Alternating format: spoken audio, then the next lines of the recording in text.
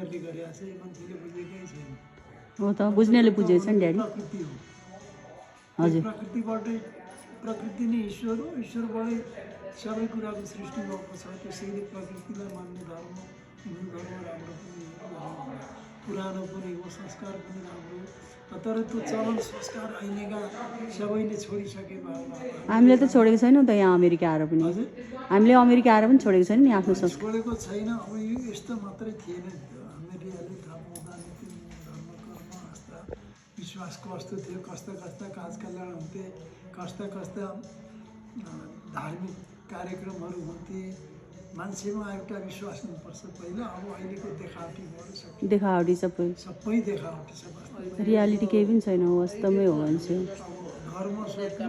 सकिएपछि केही पनि हुँदैन अर्को कुरो यहाँ मलाई भर्खर आउँदैछ क्या छ के हिजो आज म बुझ्दैछु नेपालको राजनीतिक हिसाब हजुर पहिला रामायणमा जो आदर्श पुरुष रामलाई मानिन्छ नि हजुर हजुर अहिले पनि आदर्श पुरुषका रूपमा रामलाई हामीहरूले भगवान्का रूपमा मानिराखेका छ भन्नुपर्छ हजुर अब हामीहरूका धार्मिक ग्रन्थ पुरानो महाभारत हो महाभारतमा चाहिँ युद्ध लडाइँ झगडा मात्रै छ हजुर त्यहाँबाट पनि ज्ञान साह्रै ठुलो ज्ञान दिएको छ हजुर भगवान् वेदव्यासले तर त्यसमा देखावटी बाहिर बुझ्ने मान्छेले चाहिँ लडाइँ नै लडाइँ मात्रै भन्छ कौरव र पाण्डव भने दाजुभाइ पारिवारिक कलह विद्रोह नराम्रो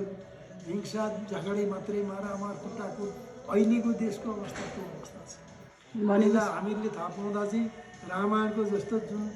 आफ्नै भाव मात्रै राम्रो थियो सबैको ओहो हजुरले त जटिल कुरा गरेपछि भनेपछि रामायणको सिद्धान्तलाई छोडेर महाभारततिर चाहिँ लागेन महाभारततिर देश गइरहेछ महाभारततिर देश गयो हो त मलाई है मलाई लागेको चाहिँ किनभने महाभारतमा ज्ञानका धर्मका विवेकका राजनीति काम दाम दण्ड भेद सबै नीतिका कुरा छन् हजुर पुराणभन्दा पनि पुरानो हो महाभारत तर त्यो महाभारतमा भन्दा जति ज्ञान छ त्यसले विद्रोह पनि मचाइदियो विद्रोह सुरु भयो हजुर कौरव र पाण्डव भनेको के भन्नु दाजुभाइ हुन् एउटा बाबुका हाम्रो परिवारमा तर कहिले त्यस्तो भएन नि है दाजुभाइमा विद्रोह कलह होइन हाम्रा देशको अवस्था त्यो भइरहेछ नेपालमा अब नेताहरू त ठुला नेता हुन् नि मानेका मान्छे राम्रा मान्छे छन् तर सबै एउटाले अर्कालाई टोक्ने अर्कालाई भन्ने तल्लो लेभलको ग्रास लेभलको मान्छेहरू शुद्ध आफ्नो जस्तो भित्र भाव छ त्यो भाव राम्रो नराम्रो सबै हुन्छ भाव त्यो नराम्रो नदेखाइकन राम्रो मात्रै सबैलाई गर्दै सबै नेताहरू कस्ता पूजनीय हो त सबैले मान्नु पर्थ्यो नि तर ती नै हाम्रा नेता हजुर अब अहिले छैन कसैलाई कसैको डर छैन कसलाई मैले महाभारत भन्नुको कारणै त्यो एउटा नेताले अर्काको बदनामी गर्नु अर्काले अर्का गर्नु कताबाट उसका भित्रका कुन नराम्रा पक्ष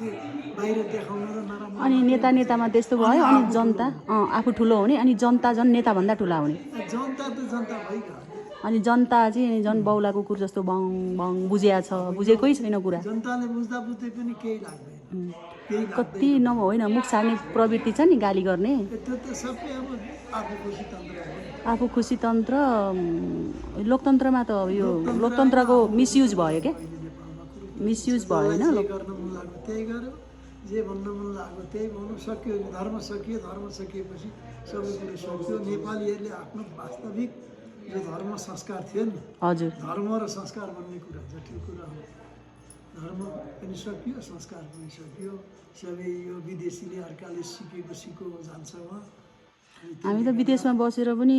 आफ्नो संस्कार बिर्सेको छैनौँ नि त ड्याडी मान्छे पछि परेको हुन्छ विकासका गति भएका छन् आफै भएका छन् नि विकासका गतिहरू अहिले यसपालि म पोखरा जाँदाखेरि माई गढ झापाबाट काठमाडौँ जाँदाका भयो जता पनि त्यस्तै छ हो त यो वास्तविक कुरो हो यति विकास भयो गाउँमा बाटो छ अहिले बाटो विकास भयो त विकासको गति बेग्लै बाटो हुन्छ हो त मानवीय स्वभाव भनेको बेग्लै बाटो हो त नेता राजनीति साम दाम दण्ड विधि आफ्ना नीति अनुसार चल्नुपर्ने अलिकति भएन संस्कार राजनीतिक संस्कार छैन होइन हजुरले भन्न खोजेको राजनीतिक पोलिटिकल संस्कार भएन छैन संस्कार छैन रामायणमा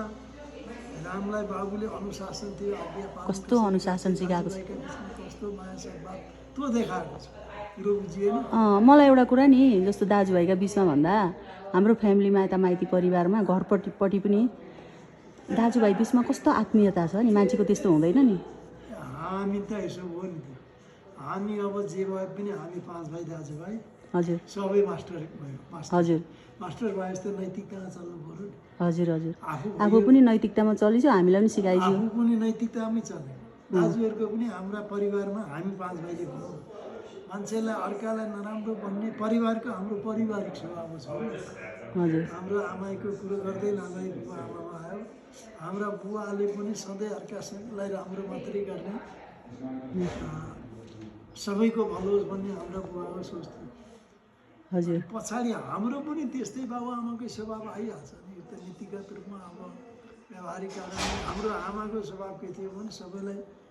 घरमा आएको मान्छे जोसुकै समान भावले मान्छेलाई खुवाउन दिने, खान दिने, के आफूले के गर्दा त्यो आएको मान्छे खुसी हुन्छ, खुसी पार्ने, खुवाउन दिने आमाको स्वभाव, खुसी पारेर पठाउने बुवाको स्वभाव थियो। त्यसको अर्थ बुझ र तिमी आफै। हो त। पछि गर्दै भन्दै लाँदा व्यवहारमा अलिकति हामी आफ्नो आफ्नो हिसाबले मधेसमा आयो, एसएलसी दियो, मधेसमा आयो, अनि आफ्नो आफ्नो गरियो सबैले। हो त, राम्रो त अनि त कति राम्रो, आफ्नो खुट्टामा उभिएर सबै सक्षम भइसक्यो। छोरा थियो नि, हजुर मेरो पनि छोरा घर मैले पढाएँ, एसएलसी गरेपछि नानीले गयो काठमाडौँतिरै गयो, सबैले आफ्नो आफ्नो गरे खाए। अब माइलो पनि इजरायल गयो, उतै काम गर्यो, इजरायलबाट यहाँ अमेरिका आयो। अब कान्छो पनि आफूलाई जागिर उसले आफै खोजिएको, कसैले खोज्न भन्ने उमेरै नभइकन उसले त आइएको जहाँ दिएर आउँदा म त आयोगको जे के अरे फर्म भरेर आएँ, यस्तो खुलेछ भनौँ पछाडि भनेपछि सबैले गरी खायौँ हामीले पनि हजुरहरूले जस्तै क्या।